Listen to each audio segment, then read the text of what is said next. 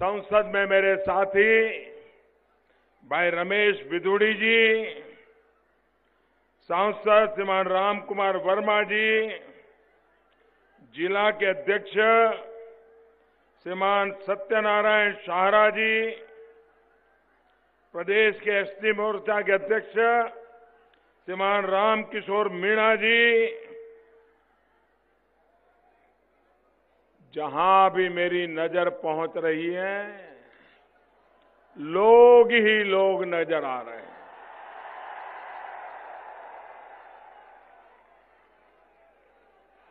ये दिल्ली में जो राग दरबारी गाने वाले लोग हैं, इनको पता नहीं चलेगा हवा का रुख किस तरफ चल रहा है।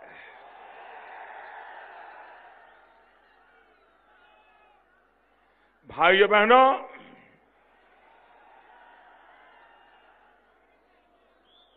ये मेरा सौभाग्य है कि मैं आज पपलाज माता जी के चरणों में आने का अवसर मिला।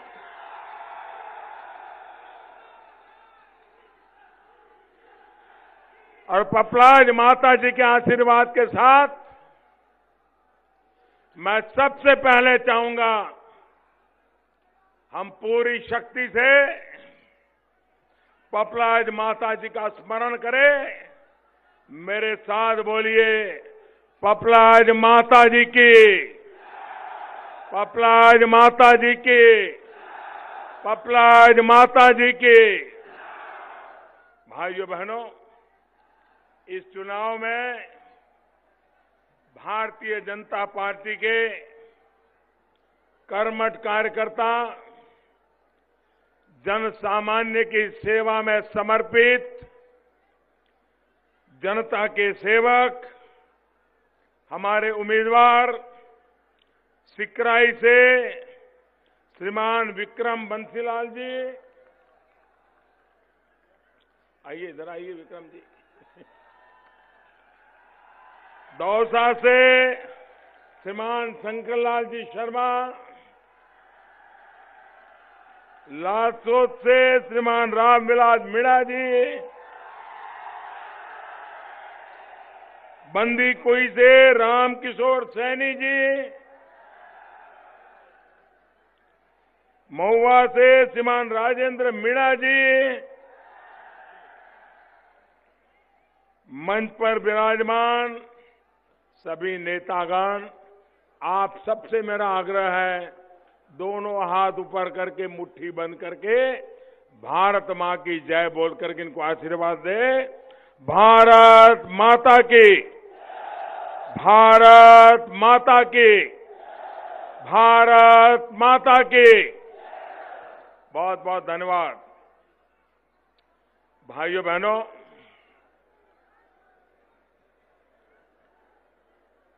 ये सभा का दृश्य, और जैसे मेरे पुराने मित्र साथी किरोड़ी लाल जी ने कहा कि ये एक दिन का समय मिला, ये बात सही है कि मैं विदेश था, वहां से एक बड़ा एक महत्वपूर्ण कार्यक्रम के लिए गया था। समय निकाल पाऊंगा कि नहीं निकाल पाऊंगा ये तय नहीं कर पा रहा था, लेकिन किरोड़ीमल जी का मुझ पर इतना अधिकार है,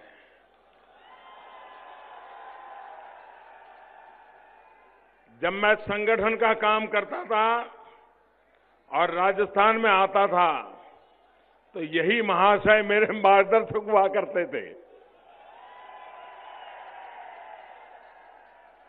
और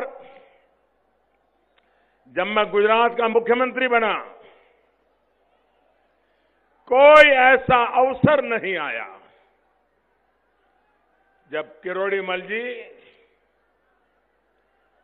राजनीति क्या है, कुछ नहीं, मेरा एक दोस्त वहां अनशन पर बैठा है, इतने मात्र से मैं जब मैं सद्भावना उपवास पर बैठा था, मैं नर्मदा के जल के लिए उपवास पर बैठा था, ऐसा ही खेस लेकर के पूरे प्यार और सम्मान के साथ करोड़ीमल जी दौड़ करके चले आते थे। ऐसा मेरा एक दोस्त, और अब वो संसद में मेरा साथी है, और ये रूप, ये विशाल जनसागर, उस मैदान के उस पार, दीवार के उस पार सुनाई भी नहीं देता होगा, लेकिन आप इतनी बड़ी मात्रा में मुझे आशीर्वाद देने के लिए आए। मैं हृदयपूर्वक आपका वंदन करता हूं, अभिनंदन करता हूं, आपको नमन करता हूं। भाइयों बहनों, आप मुझे बताइए, ये हमारे देश में आदिवासी समाज आजादी के बाद पैदा हुआ क्या? हमारे देश में आदिवासी समाज आजादी के बाद पैदा हुआ क्या? आजादी के पहले भी था कि नहीं था? राम के जमाने में था कि नहीं था? कृष्ण के जमाने में था कि नहीं था? लेकिन कांग्रेस वालों को,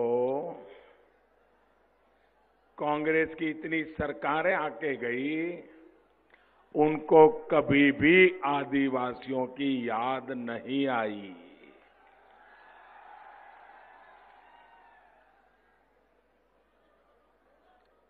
ये नामदार की चार